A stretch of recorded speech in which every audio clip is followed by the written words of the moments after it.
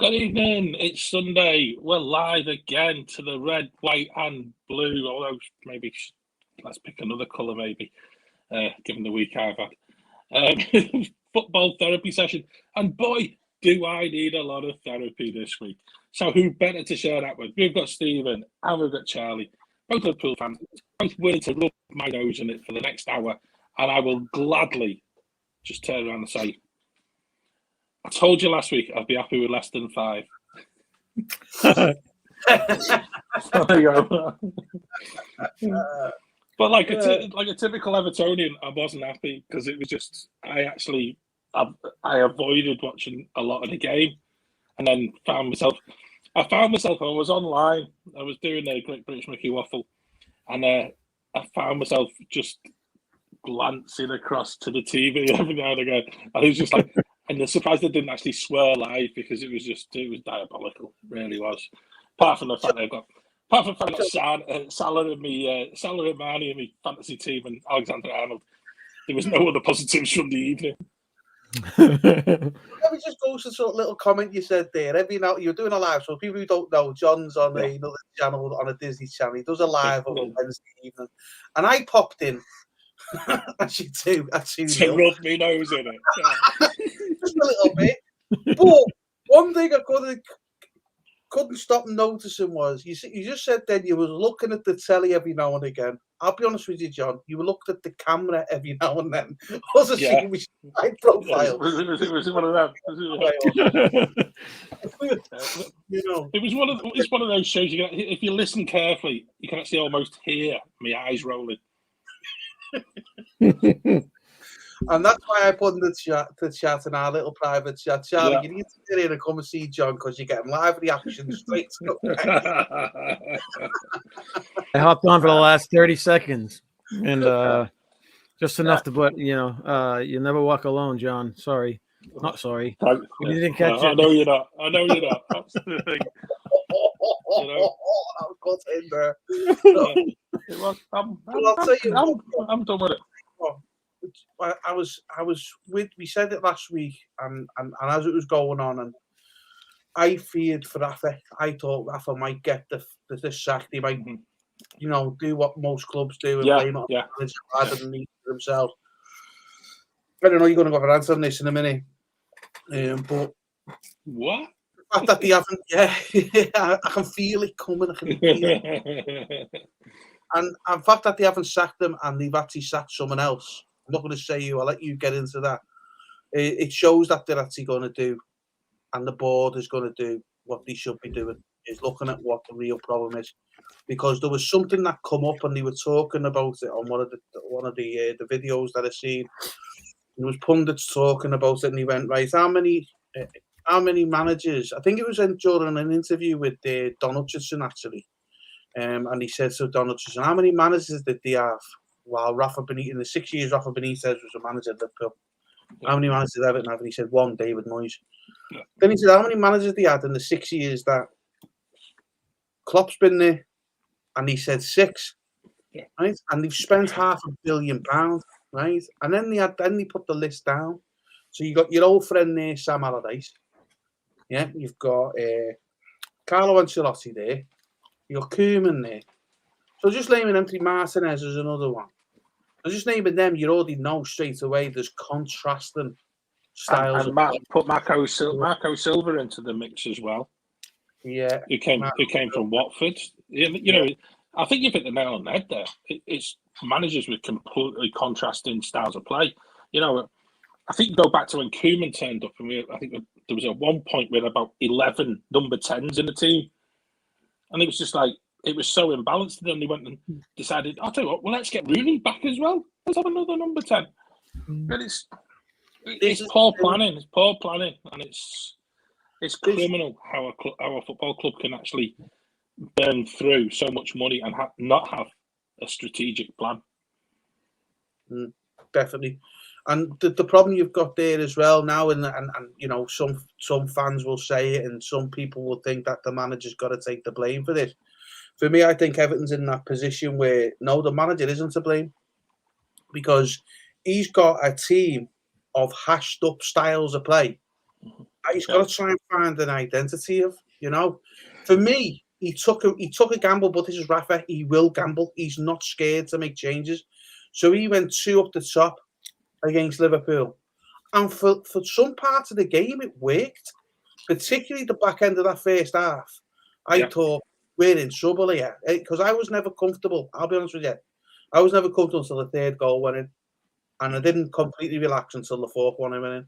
Because the way Everton was playing, the way the passion that they had in the game, they were looking to try and create stuff, Maybe people disagree with me. I don't know. But that's what I saw as a Liverpool fan watching that game. I was starting to think, oh, yeah, it's Everton. Here we go now. We're 2 up. We scored 1, got back to 2-1. I thought, here we go. It's another Brighton, Hello, Addison. Welcome in. Yeah. So, go on, John. Go on. Unleashed. I've read and I've heard so much this week, and a whole lot of it has come from the blue side. Has been very, very well informed. I would give a big shout out to Ped from Toffee TV, who had a good rant of his own. I think they were also on Sky on Thursday morning, the two of them. But Ped actually put something on Twitter, and every single word of it was spot on. And if the board were in any way feeling under pressure and they get rid of Rafa, then we've had it. We've totally had it. We've completely lost the club altogether. And I think what Rafa has possibly proven in the past few weeks is the fact that he is unsackable in this situation. The blame lies further up the food chain, and in this case, it lies, I think, directly at the board.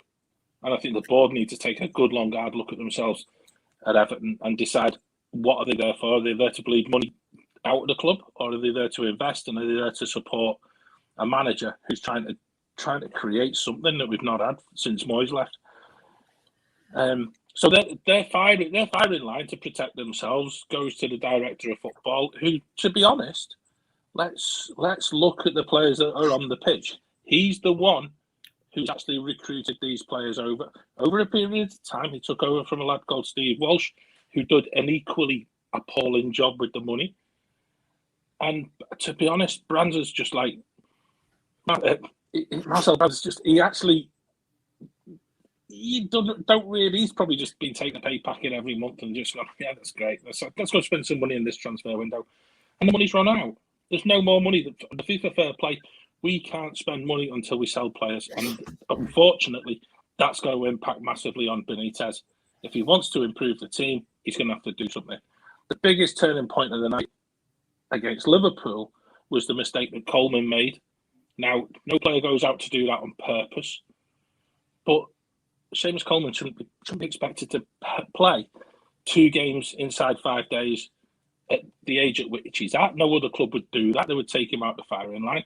And actually, to be honest with him, he's an absolutely amazing servant at Everton. So my heart went out to him. We haven't bought a replacement right back for someone who's now, 34, 35, I'm not sure. But there should be that longevity in the thinking. And there isn't. It's all short term at Everton. And I actually fear for us moving forward. I feel now that Brands is gone. I think Rafa's actually got a lot more power within the club, which I think he was looking for. I think going back to his Newcastle days, he never sat well when he went to Newcastle and he was working. I think there was a lad who was director of football there, and he soon got rid of him. He doesn't work with the director of football. He wants total control of the club. And I think moving forward, this can only be a good thing for Everton as a team. I still think Rafa shot himself in the foot because he brought players on against Liverpool, and I actually think he should have given Ellis Sims or the lad Dobbin a go. Bring a young lad on, like you guys did in the Champions League. Go and give them a first team run out against Liverpool. You get them beat, but hey, what's the worst that can happen? You might go and score. And he didn't. And I thought, at that point, I actually felt it was internally political. He was bringing players on that obviously Brands had brought to the club, and he'd been told that they need to play before the youngsters. Where we go to tomorrow night against Arsenal, I want to see them youngsters playing. I want to see some of the younger players involved, and I think now it's over to Rafa. But the board still need to be more visible. What was quite appalling was that the Ken Wright side of the board all had an arranged meeting about where do we go next.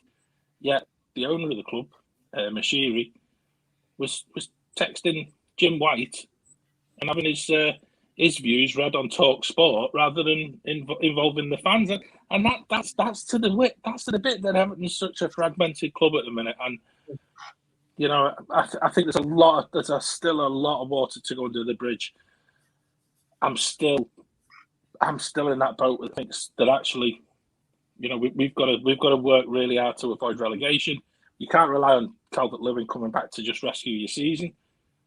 There's lots that needs doing there, and I think Rafa's the only person that can actually do it now. You know, and that's, you know, I think a lot of fans don't want Rafa there, but actually, to be honest, who's going to come? Who's going to come to this club, and who's going to try and get us anywhere further down the road towards actually being half decent? Because, you know, what we're going to do, I'll tell you what, let's get Koeman back in, because he was a roaring success when he was there. I'll get Allardyce back in. It's not going to happen. So crack on, lads, and let's get Everton sort of sorted out. And it needs to be done, and I think Rafa's the man to do it, and everyone needs to get behind him, irrespective of the result against Arsenal tomorrow. This is for the long term, and if we get relegated, then so be it. We deal with that, because there's people at a top level at Everton have been sponging off the club for far too many years. I don't see you getting relegated, John. I really don't. There's a lot worse sides out there. I think maybe Stephen, but you've got to be big enough to actually realise that actually for us, it could be the kick up the backside that a lot of people need, because you look at I was shocked the other night. We'll probably come to this later in the show, but when Carrick decided after Man United had appointed Rangnick as manager, Carrick decided he was going to step down. It would have been very easy for him to just go into the backroom team and just sort of do all of that. But he decided, no, I'm going to draw a line there. But at Everton, there's that many former players involved in the whole setup that, in a way, it just needs reinvented. Because let's be honest, we're hardly been successful over the past umpteen years, have we? So if you've got mediocre players coaching your under-23s, mediocre players involved in the backroom side further down the club, that's not healthy. And I think it needs a new look at it, and it needs someone to kick it right up. I'm not going to say the word backside. I'll use the word backside, just to be polite on a Sunday evening.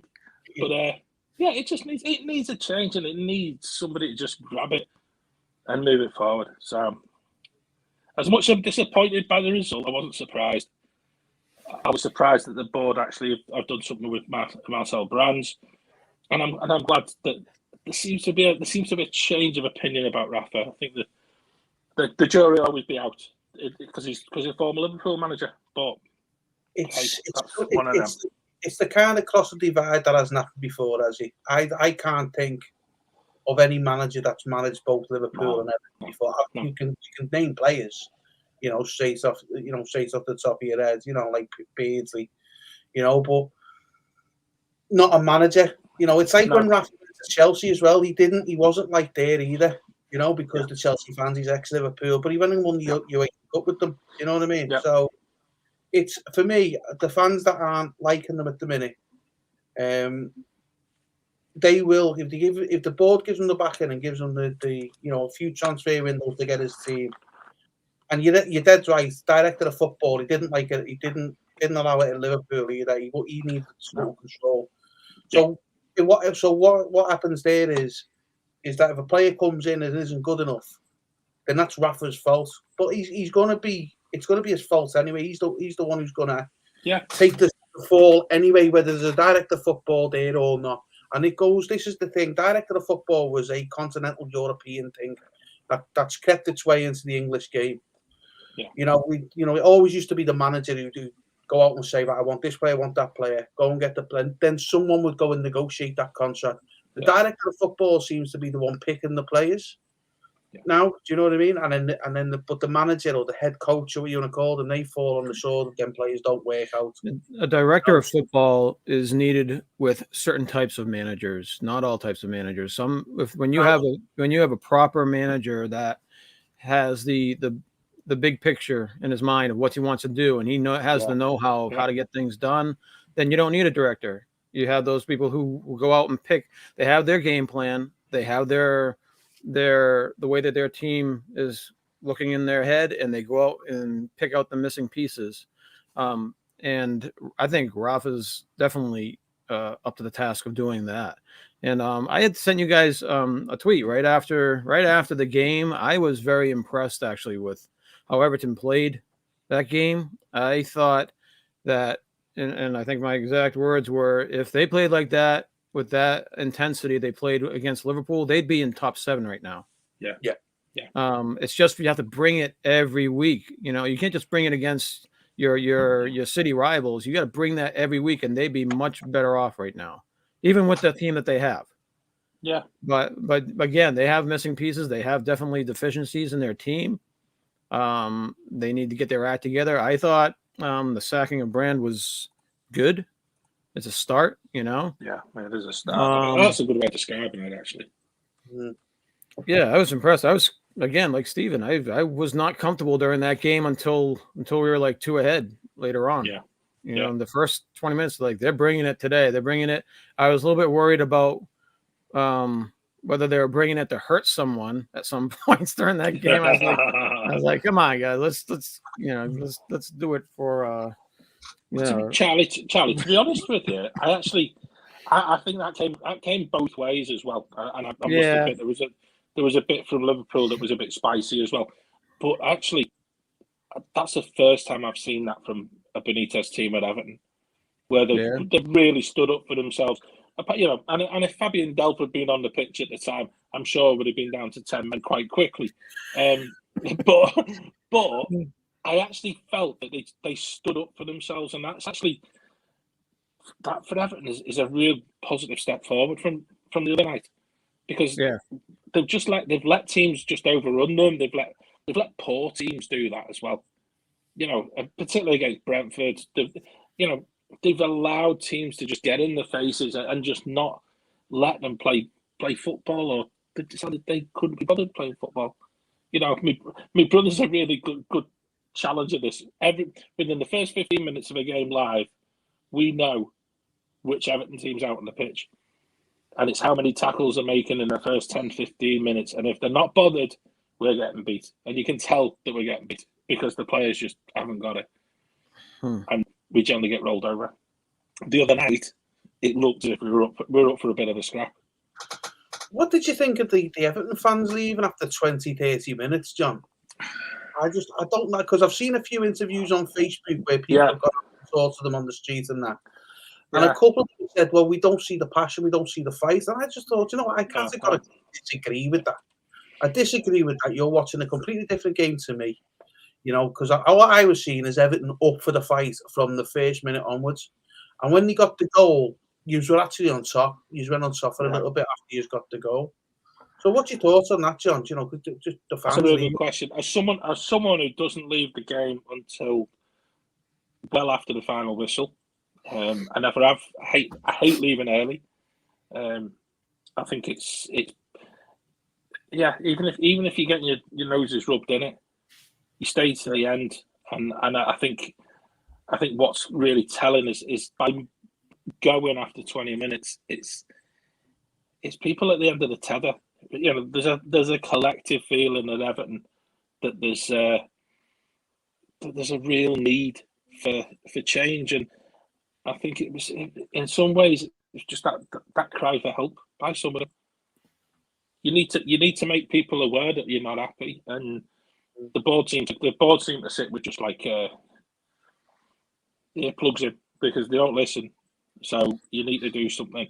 and that's the only way you can make your voice heard. I wouldn't have done it, and I would have. I probably would have left a bit early because it was just by the time we got to 90 minutes, I think there was only the Liverpool fans left in the ground, and those who wanted to shout abuse at the board in the main stand. It's going to be interesting. Tomorrow night is going to be very, very interesting because if Arsenal do the same as Liverpool did, and suddenly we end up in a position where we go a couple of goals down, the atmosphere in Goodison is very toxic, and sacking Marcel Brands or letting Marcel Brands leave isn't going to placate a whole lot of people very quickly. And I think it needs a massive performance by Everton tomorrow.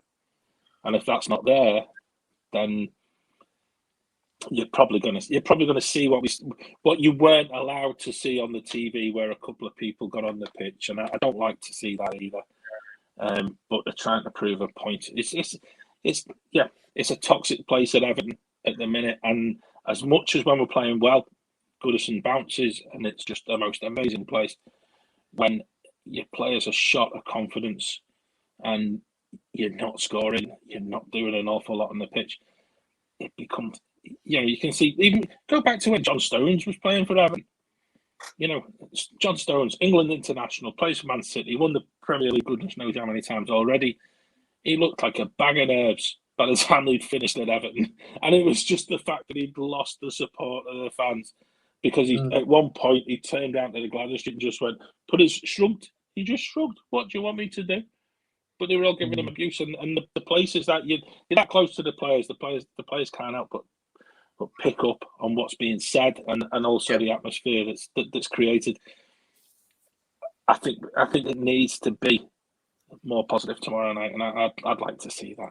I'd like to see a little bit more support for the team, but the team have got to turn up on the pitch. So simple as. So it sounds difficult, but if the team are playing all right, then they'll get the support of the fans. Same as any club, isn't it? Yeah. Oh yeah, definitely. I agree. It's a good take on it that, trying to make the voices heard and stuff like that. It was just that I seen some of the interviews as well, and he was saying it was, like I said, it was because, there was no fight there. There was not, they just showed passion. I thought they did against Liverpool. Going to tomorrow's game for you, I'm with Charlie if what he said in his tweet to us as well, is that, if you show that passion in every game, I think you're not getting the same result against Arsenal tomorrow. But I'd also say this as well, because over in the British coverage, Charlie, what they were saying in the lead up to this was they need to Everton need to go out and play it and treat it like a proper derby, play the derby game. But I thought in the first 5-10 minutes, that's exactly what Liverpool's done. Do you know? So Liverpool were really on the game in the derby, John. They were really... Yeah, they were well up for it. I like that. So if Everton play like that, like they did against Liverpool, I think you're getting a result tomorrow. I really do, against an Arsenal team. Don't forget, they came to us and they got what was it, 4 goals past them, 5 goals past them? I can't remember now what exactly how it was. Arsenal does have holes in their defense. It's just whether or not they get it past the keeper or not. That guy's on fire, Nah. I don't think tomorrow's a fear unless Everton do exactly what you say, John, in the first 10-15 minutes. Just don't look like they're bothered. And this is what Rafa's... I think that's the biggest problem Rafa's got at Everton, is once you get... Because it's obvious, once the players are fired up, they'll play. And you can play football. It's getting them fired up. That speaks to John's point. If they're having trouble getting people fired up, then you put in the young ones who will be fired up. They'll be happy to be playing, throw the young ones in there. Definitely.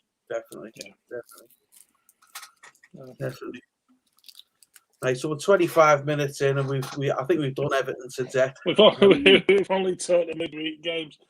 And actually, I just if we just whiz through what happened midweek, because you had all the shenanigans at Man United,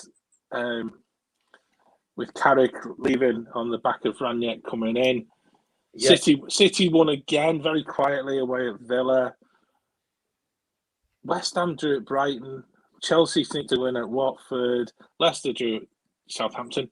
But do you know something, lads? The best thing of the whole of the midweek fixtures was the actual coverage on the telly, because it was with Amazon. Amazon Prime had got the rights over it, but the commentary teams they roped in a lot of the lads, Charlie, that do the American commentary. So you had John Champion one night, and then the other lad whose name has just gone from my head, who doesn't do the TV over it, Peter Drury, who's the other one. But they had McCoist on. They were fantastic. And I've got to say, it was an absolute privilege to watch coverage that didn't have the same old tired opinions from people who just, the likes of Alan Smith. I'm sorry, great Arsenal player. Martin Tyler in particular. I was going to say him next, Stephen. He looks, Sky need a breath of fresh air in their coverage. And I've got to say, Amazon really showed them over midweek just how it should have been done. They were excellent, and I really thought it was an absolute delight to actually have some decent coverage and some challenging coverage as well, rather than listening to the likes of Roy Keane having a rant at the end of the game and trying to pick fights with people. They actually went about it and they talked at length about the Everton problems. They talked at length about sort of the Man United stuff, and fair enough, there were some decent games on Thursday night. The Man United Arsenal game was absolutely superb to watch. But yeah, it was just nice. Sorry, John. What I like best about when Amazon do it is the fact that they have every game on. Yeah. Every single game is there. So if you've got a couple of good fixtures, this is another thing I like about it as well. If you've got a good two fixtures that you really want to watch, right? So say Liverpool, Everton in midweek, and the same with Man United, Man City. Yeah. You could have quite easily turned all your social media off, everything off, and watched one game. Then after that, go put the replay of the other game and watch the full 90 minutes of it, the coverage and the commentary and everything on it, and you can watch it back to back. And that's what I like about that as well. But I'm also glad that they don't do it every week, because I don't think I've that much spare time. Yeah, I can understand that. Yeah, I'm the same. But yeah, I like that. I thought the coverage was brilliant. I think it was Gabby Logan who done the derby. Great commentary, and it was Ali McCoist doing the commentary. Doing co-commentary with Peter Drury. Yeah, they were excellent. They was brilliant. He was absolutely. The two of them were brilliant, but Ali McCoist, I just want to give a special mention to. He was unbelievable. I'm not sure how much it'd be well took over in your land there, Charlie, of Scotsman doing the commentary. You probably need subtitles with the commentary, because he's got a really broad Scottish accent. But I just thought it was brilliant. It was absolutely brilliant. Yeah, I'm with you on that. Definitely. Yeah, it was good. And just not to dwell any further on the midweek, because I know we're still needing to just get to this weekend stuff. But that was the highlight for me. Decent coverage for a change. Yeah, before we lead on to the midweek games, just one thing I'd like to do, and it'll be a good segue into the weekend games, is Chelsea looked ordinary in the midweek. They look like they struggle if they haven't got someone on all firing cylinders at the top. Yeah. They're great defensively, but going forward, I don't think they've got what like Liverpool or City have got. And I think that's what's going to make them struggle. And then you go into this week's game, West Ham United, and they scored 2 goals, but they were on top of much of that game, and they only scored 2 goals.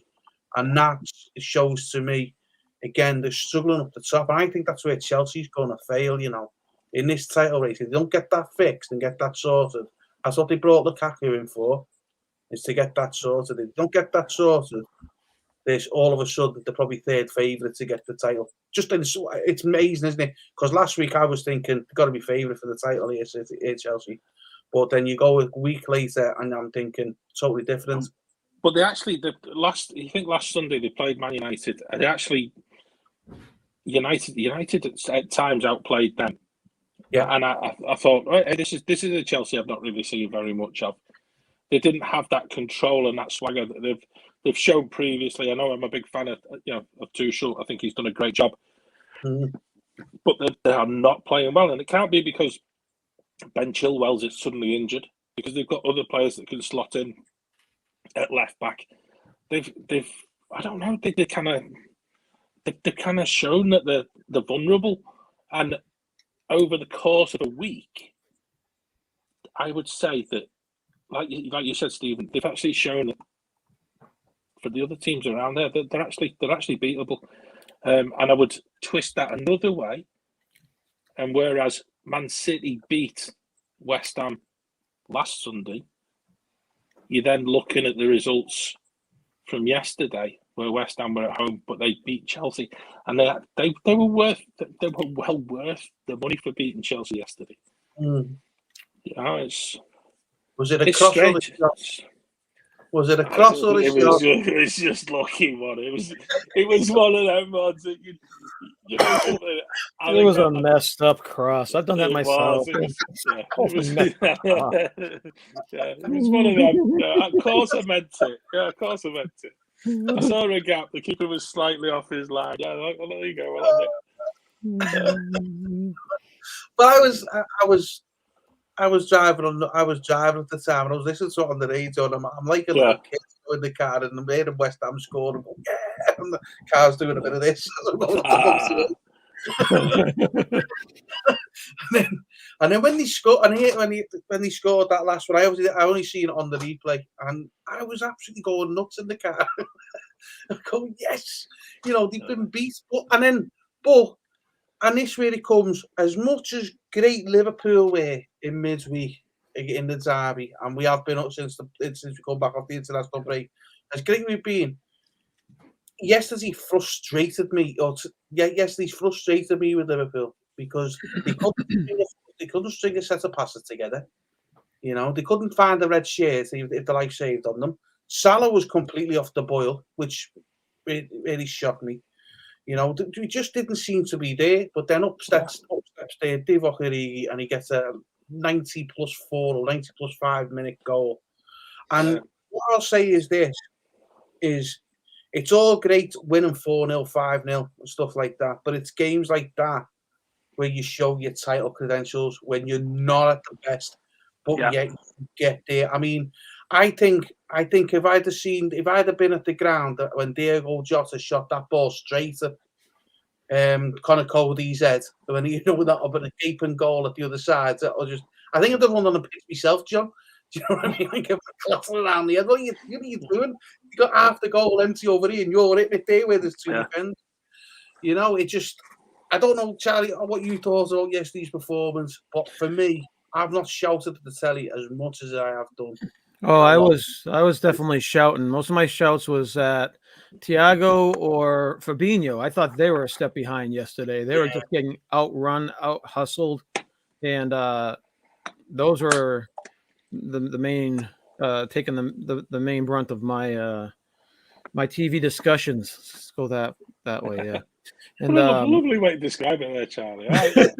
Discussion. I like that. But I was counting. We probably could have had 4. You know, we should have had probably 4. With little, you know, again, Jota missing the header to missing it by a foot to the left. Taking the, you know, even if he didn't, he just wanted to blast it past those two guys, you know. But he had Mane right to his left too. If he wanted to go bing bing like that, he could have got the goal that way. He could have. That should have been a goal. Yeah. Yeah. But it was definitely frustrating. You know, it's kind of like you're going through the game. You're like, okay, that's going to cost us later. That's going to cost us later. That's going to cost us later. All these missed goals are going to cost you later. But then, hey, you still have the Origi, pull the Origi out of your hat every 3 months, right? He does something big for you, and now we can put him away back in the closet for another 3 months and bring him up for the next big game. But that's true strength in depth, though, isn't it? Yeah, it is. And I know I said at the end of the show last week I was jesting at the fact that Origi was joint favourite to score any time for Liverpool in the derby game, which is absolutely crazy because he's on the bench. But if you've got someone like that on the bench and it's not happening for Salah, Mane, and Jota, you've got someone who can come on and you can actually change the whole system. And I thought that was intriguing because the reaction of Klopp after the game towards Origi was one of just like real pride in how this lad has just been patient. He's waiting for his turn, and I just felt, do you know something? That shows you a little deeper side into where Liverpool are at as a whole team. You know, because it'd be dead easy for Origi to throw his toys out the pram and then demand a move. But he's obviously decided he wants to stay, he wants to try and fight for a place and actually enjoy winning stuff. And fair play to him. Fair play. It was a good goal. You know, it was such an important goal yesterday for you guys. It was, yeah. Massive. We have to win that because I don't know how many times Chelsea have dropped points this season, but I'm pretty sure we've dropped them the same amount of times when they've done. Yeah. You know, so it was really big because you knew City were going to go to Watford and they were going to win, and they won comfortably in the end. I know, what was it, 2-0? But they won comfortable. It was a comfortable 2-0 win. So you knew you had to win to keep the pressure on. You knew you had to get them 3 points because you can't afford not to pounce when one of the teams drop. Yeah. That's how tight it's going to be with the three of them. Yeah. You know what I mean? City was 3-1. Just in case anyone was watching and just wants to correct us on that. But they were good value. They were good value for that. They could have scored more. And again, it's that banana skin, isn't it? You know, you go at Watford. They're actually playing some decent football at Watford, which is interesting. Since Ranieri went there, he's kind of changed things about it, made them much more difficult to beat, but also made them absolutely gave us a kicking. But they're not frightened. They're just sort of turning up and upsetting the apple cart, you know. And I think that was telling when they played. Certainly when they played Chelsea, because they made it very, very difficult for Chelsea in midweek. You know, and I don't know. There was something there, and I think for City in particular, they're now 5 unbeaten, and very quietly, they've rested players who have been busy during the summer. They've allowed them as much space and time as they need. They've had De Bruyne, who had COVID.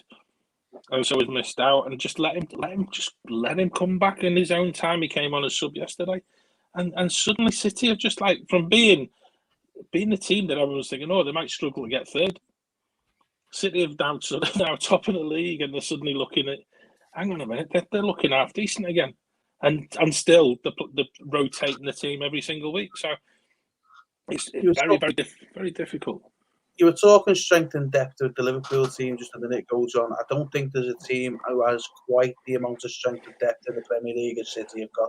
No. But did you hear Pep in midweek? No. And he was complaining about the fact that we've got so many games at the minute. We've got that many injuries. We need some emergency sort of players. And I'm thinking, hang on a minute, your youngsters would walk into probably half of the Premier League clubs. And it's just like, and I thought he was having. I'm sure he was having a laugh somewhere, and he was just like, "Let's just put it out there. Let's wind everyone up. Let's see what kind of reaction I can get out of this." You know, this is it, and I'd like to know how much he's going to be impacted by the African Cup of Nations in January. Yeah. We lose both Mane and Salah. You know, we lose both of them, and those two are key to us. So, but. I'll be honest with you. I've been looking at the odds. I've been looking at the odds of the African Cup of Nations. Mane's at Senegal, is it? Senegal, yeah. One of the favourites, and then you've got Egypt. They're not so much one of the favourites. So I think we might get Salah back sooner than we will get Mane, which is a bit of a bonus. But I was actually looking at fixtures. I think we've only got 3 Premier League games in that period, in the period of January. Because there's the international break and you've got the FA Cup as well starting in January as well, haven't you? Yeah. So you've got all that going on. So actually, in terms of the league, it might not be that big of an impact. But we've got Origi. Let's get Origi on the pitch. You know, get Origi, Firmino, and Jota. As long as Firmino's recovered, like, you know, but we'll see. We'll see. Yeah, I think Chelsea need to. Like I said, I think Chelsea needs to be wary of what their chances are up the top of the pitch. I think they need to do that in January. Yeah, I'm more intrigued with Chelsea. You know, it's that whole thing where you're just aware a team's playing exceptionally well, and then this kind of distraction. I don't know where it's coming from. Their next next string of fixtures for Chelsea. They've got Leeds at home, Everton at home. Well, there's guaranteed 3 points for them, innit? They're away at Wolves, they're away at Brentford, and then they're away at Villa on Boxing Day. And then on the 29th of December, they're at home against Brighton. So one could actually see, if they're going through a bad spell, they're now going to get a run of games where they're actually going to get that out of the system. And it'd be interesting to look back on this in a few weeks' time and see exactly where Chelsea are at. Because if the rot set in, it'd be a bit of a shame. Because I really did fancy them to dominate the season, and they're doing anything. After today, if I was Chelsea after today, I wouldn't be enthusiastic to be going up against Villa. They were pumped up today, Villa. Yes, they had a really great game today, and they should have had that extra goal too. Let's talk about that, because that is just ridiculous. How has he got control of the ball with his hand? Literally just got on top of it. Yeah. It's the picture. It's a freeze frame, Hey, I got control right there. My hand's on the ball. I got control. I think you just read it exactly there by what you just said there, Charlie. It's a freeze frame. The referee went over and he watched it in slow motion. No, in slow motion, he's done that. He's got it like that. Yeah, it looks like he's got it on there for a couple of seconds. No, he literally just put his hand on it. For me, it should have stood. I'm with you there. That should have stayed. Even Tim Howard was saying he thought it should have been a goal because. Right. So, do you guys get the same commentators over there that we do, like Rebecca and Tim Howard and? Unfortunately, not now. Oh no. No, we don't get. What we get is a lovely Martin Tyler who say, he's boring and he will talk out of his backside a lot.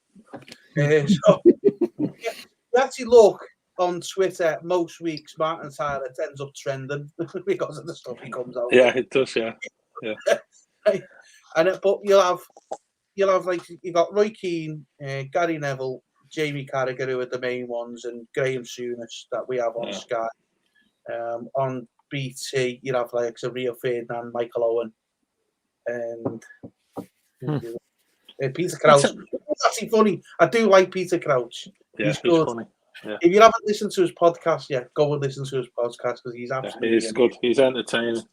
He is, yeah. But I think can I twist it just a little bit? Because actually, I think this was really forgotten in the run up to the game over here. Is the fact that it's the first time Gerrard, as a manager, has come up against Brendan Rodgers, and going back to where Liverpool had that opportunity to win the Premier League a few years ago when Rodgers was manager, and your man Stevie slipped up.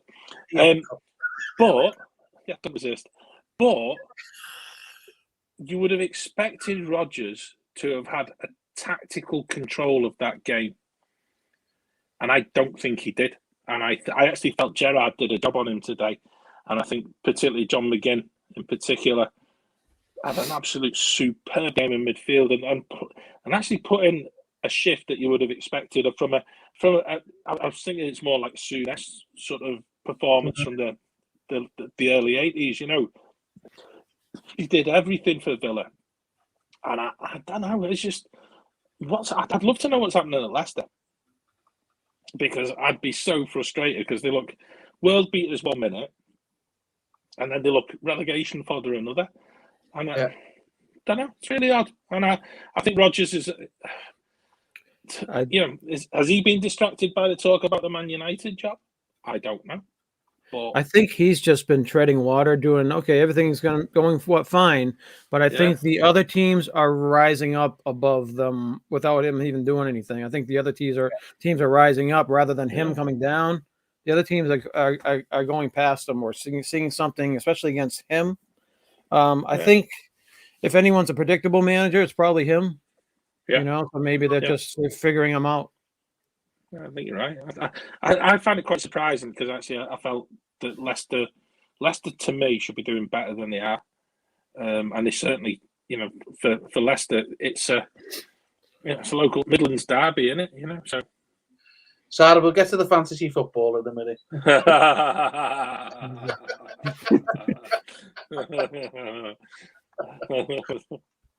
I think you're right. So I think Gerard's done a job on. I do. Brendan, I really do. his old manager. I thought Villa were really good. I'm just going to echo what Charlie was saying before. Yeah. I thought they were really good. The intensity of them was brilliant. You know, pressing. He looks like he's wanting to press high up the pitch. You know, get that little bit of what they call gegenpressing. I don't get it. Yeah. Because we had it in the English game in the 1980s. You know, Ian Rush was our best defender in the 80s, if you remember. Yeah. So it's all about that pressing up high, and it's just common sense, isn't it? The sooner you get the ball back, the sooner you can go on the attack. And we're better to get that ball back than in the opposition half by their defenders. And he seemed to be doing that. I think you're right. McGill had a great game today. Brilliant. Yeah. He scored the goal. Who was it? Yeah, Conser scored twice. Yeah. And again, do you know something? He's another player that just sort of drifts in and out of games, but it's amazing how much he's a part of what Gerard's trying to make Villa do. I just put another little one into the mix because he's had Brendan Rodgers this weekend. Guess where Villa are playing next weekend? Oh, I know. They're at Anfield. They're at Anfield. Stevie G goes back to Anfield. So, do you know it'll be fascinating. I'm that's one game next week. I'm really intrigued to see how does he set up to go defensive? Does he set up to do what he did today and just try and pick another team apart? I'm really intrigued by this. It'd be a fascinating game. I think he goes to play his game. Yeah. He goes to play his game to get something. He's already come out and said something that he's not going there to be, all in all in Liverpool. He's going there to get something on the game, whether it's a win or a draw. He wants something out of that game. So he's going there and he's going to give everything, I think. I think he goes there and he plays like he did today. You know what I mean? I think Liverpool are going to have a tough game next weekend. I really do. Yeah, that's one for next. That's one for next week, and I really do think that is a Cooten buster next week. I think it's. I think I heard Stevie's actually brushing off his boots for that. He's going to get on the field. That one last. I'll tell you what, though, we've gone nearly 3 days. We haven't mentioned Spurs once, right? And I thought it's not in, which is a shame, because I thought he had a good game as well today, Spurs. He got 3-0, and I'm looking at that table, John and Charlie, right? And I'm thinking, they win their game in hand, which is Burnley away, by the way. You know, they've got they're more likely to win it than not. They win that game in hand. They're in the top 4. Yeah, and they won at home against Brentford in midweek, and they looked really totally in control of that. And I think we've got to remember Conte's a half decent manager. He sets up not to concede, and then if you've got players that are going to score, and even if Harry Kane's not scoring, someone else will for Spurs. What is going on with Harry Kane? No, he can't buy it all. He tried the chip today. He went wide. He was shooting. It was going straight to the keeper. He could. I don't even think if he pulled the wallet out and actually said to the keeper, "Let me stick it back." He'd still put it in Rose's head, wouldn't he? So strange. How can you be top 5 in the league and still have a -1 goal differential for Tottenham? You're top 5. Speaks volumes, don't it? Speaks volumes. Yeah. No, I thought it's Norwich are another team that when you keep looking at them and you're thinking, I was thinking, you've got a chance of escaping here, and then they've just sort of drifted back again. Newcastle won. I'll put it out there, guys. Newcastle won yesterday. Amazing. And they beat Burnley, which was a absolutely telling one. It's their first win of the whole season. But what it's meant is at the bottom, we've got Norwich, Newcastle and Burnley all on 10 points. Yeah. We've got Watford above them on 13. And then with a game in hand, thankfully, against Arsenal tomorrow night, we've got Everton. So conceivably, we've got we've actually got there's a bit of a fight on. There's points on the board, and I don't care what anyone says. It's like I think Norwich, Newcastle, and Burnley ish. As long as they can start to put wins to back, it's gonna push them further up the league. And I think Everton, Watford, Southampton, Leeds, and Palace, even Brentford are at 12 on 17 points. They conceivably could get dragged into this if they're not careful. And easily. Yeah. You look at that table now, and I'm trying to think of a season where we've had so many hotly contested areas. You've got the title contested between three teams at the minute. You've got the top four, the fourth position being contested by 4 teams. Then you got the relegation, like you said, Dejan, going all the way up to 12th. Yeah. So there's only a couple of positions where they're not engaging in a fight here. I can't think of a season like it before where it's been. I think as well, Stephen. You look at Wolves. Wolves got beat by Liverpool yesterday.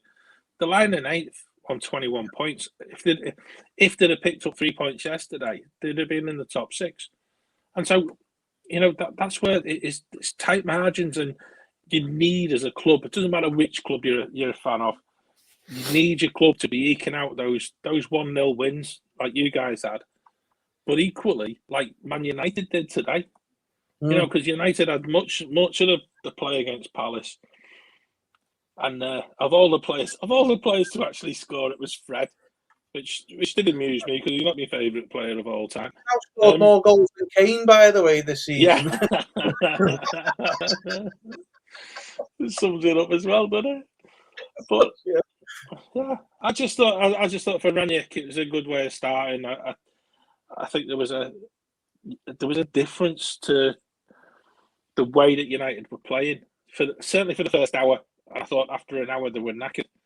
I thought they were really struggling pace wise, and maybe that's something that'll come in a few, certainly over time for United. Is actually once these players become fitter, and once these players become used to playing, there was a distinct change of style, and I think that's what I'm interested to see what that brings in the upcoming weeks for United. And there's probably going to be times where they'll get taken apart because it just doesn't work. But they look better as a unit already, which is sad because I liked Ole, and I thought that again going back to Carrick leaving as well, I thought he was very dignified in how he stood down, and it was, and he said he's from retiring, and then Mourinho put him on the coaching staff. He's never had time with his family, and I really take my hat off to that. Because I think for a lot of people, ourselves included, perhaps we never get that opportunity of just stepping away and spending a bit of time with the family because you just have to go. You have to go to bloody work. Which is a bit of a pain at times. I did see the United game today. I listened to I've seen some of the comments on Twitter from some of the fans and that, and saying, there's a big difference. The intensity levels are much higher. The fitness levels are getting tested, and some people questioning where Luke Shaw and Aaron Wan-Bissaka fit in that, because Luke Shaw's not really known for sticking to his dietary needs. You know what I mean? For me, but what got me with United was even before Rangnick took over, when as soon as Ole left or got sacked, United's players started playing much better from the start. And that, for me, I think every player in that team needs to go and hang their head in shame, because you don't do that. You don't throw your manager under the bus like that. One, you're doing 2 things. You're throwing your manager under the bus, and you're disrespecting the fans. For as much as I dislike Man United, for as much as I, hatred runs through my veins with that club, I don't like to see the fans being treated in that way and disrespected in that way. Totally agree. For them to do that, I thought it was wrong. But it sounds like Rangnick has come in and he's starting to press higher. Was he pressing higher up in the pitch? Was there a lot more of that? Was there like one Jurgen Klopp does? There's a formation when they're attacking, and then they slip into a different formation when they're defending. There just seemed to be a bigger hunger. Right. And a hunger to track track the ball down when you're not in possession to go after that ball and to try and get it back. And then when you do have it back, what was intriguing was he tends to play it very quickly. There wasn't this sort of lingering, in a way, there wasn't the Pep approach of like sort of pinging the passes together. It was like, how quick can we get Rashford or Sancho involved and putting it in between defenders for people to run onto? And I thought that to me was intriguing, because it's something that I think Liverpool play a little bit, but certainly I don't see it City, and I think United they'll have a different way of looking at how they can involve some of these players. They've got some very good players, and it'll be intriguing how they make the system work. I'm just aware we're amazing how time flies. Time flies, doesn't it? Result of the day for me, which was completely intriguing, because I was caught up in the joys of getting the Christmas tree out of the loft and all that, So I was doing that, and I was like thinking, Brentford are 2-1 up at Leeds. And then my youngest son said, Leeds drew. I said, no, they were drawing, son. I said, but they got beat, didn't they? I said, no, Bamford scored on the 95th minute. And it was just, came off the bench, and it's what Leeds have been crying out for, some kind of luck. They've had massive injuries defensively and obviously with Bamford. And obviously Bamford comes off the bench, he scores. And do you know something? You could feel the atmosphere at Leeds just lifting, just because they've got players coming back. And I know we mentioned last week about Calvin Phillips getting hitched off at half time. He lasted just 55 minutes this week. Which is also which I still find is a real strange one. There's obviously something going on with him and the manager, and unfortunately, poor Brentford. I think they thought they had it in the bag, and but last minute, and again, same as Southampton, Brighton yesterday. Got to keep going to the last minute. Brighton sneaked a point yesterday, and it matters. That's the thing. It's going to matter, and that's where I want to see my own team actually up their game, so that it becomes that bit where you're fighting for every single point. Right, which leads us nicely into fantasy football as well. No, we can't, because look at it. Up against me today this week, Steve. Easy 3 points for me, he says. Yeah, okay. Yeah. She's beaten me by 5 points, and she has one player left to play, as I do.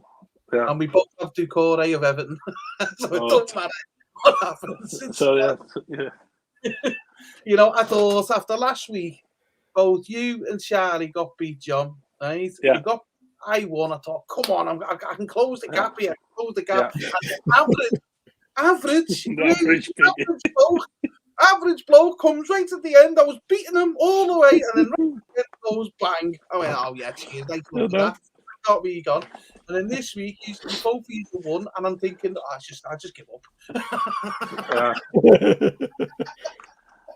I must admit, Charlie, you were up against the average score this week, and I've really got to be careful, because it always appears that the average score, and when you, like Stephen said, when you just think you've got it in the bag, and then suddenly the last lot of scores come in, and you suddenly find, how did that happen?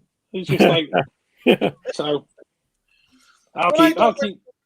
What I don't like about that average bloke, it's not fair, because he has an average of all the points of all the players in that league, and I can only pick 11 players. It's not on. Come on, it's not right, this. But Charlie, you're smashing it, John. You're not far behind him, to be honest with you. I'm catching him quick, Stephen. It's really good. It's I tell you what, it's exciting days in the fantasy football, because actually, as our family league, I think I'm about 60 or 70 points ahead, which doesn't impress the kids every week. I have a lot of injured players on my team. Yeah, at least a couple that are iffy. Oh, So there you now's your time to catch up. That's for sure. go. Sarah saying, Hey, Sarah's just taking editorial control of the chat, isn't she? Like, you know, I love it. you know, but she hasn't clarified who's always the winner in every part of our relationship. Yeah. So I'll take that I'm always the winner in every part of our relationship. Did she tell you how much she spent on the credit card when we were talking? No, on the waffle? I've seen the comments on Twitter. I've seen it. Brilliant. Something I need to bring up within a private conversation. You know, divorce rates might be involved here. I don't know. He's not just how bad it gets.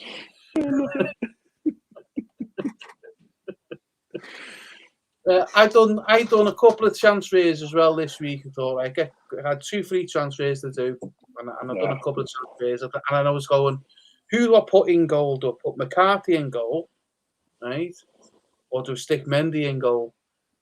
I think but that's what happens. But that's what happens, isn't it? You go and decide you're going to spend big. I bought Mane. I thought, there you go. He's playing against Everton.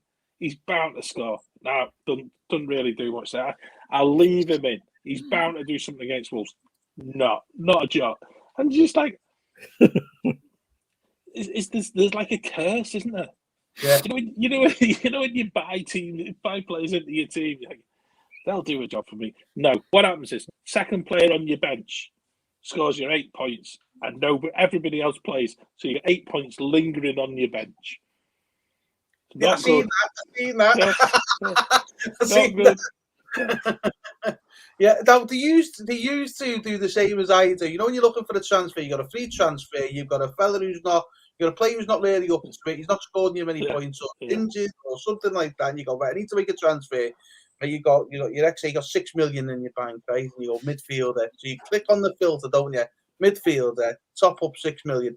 Then do you do the filter, or you get them to arrange it on whose form is the best, and you go for that player who's in the form.